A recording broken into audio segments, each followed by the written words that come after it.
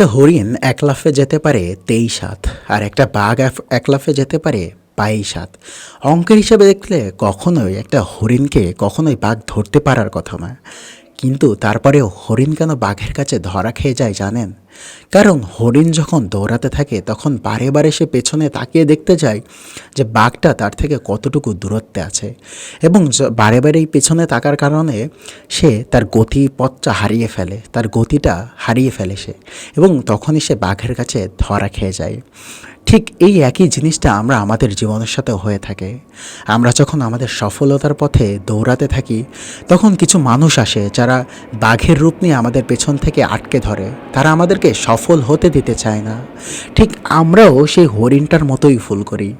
আমরা দেখতে চাই, পিছনে ফিরে বারে বারেই দেখতে চাই যে তারা আমাদেরকে নিয়ে কে কী বলছে, এবং তখনই আমরা আমাদের সফলতার পথটা হারিয়ে ফেলি, এবং আমরাও এরকম হরিণের মতো বাঘের কাছে ধরা খেয়ে যাই।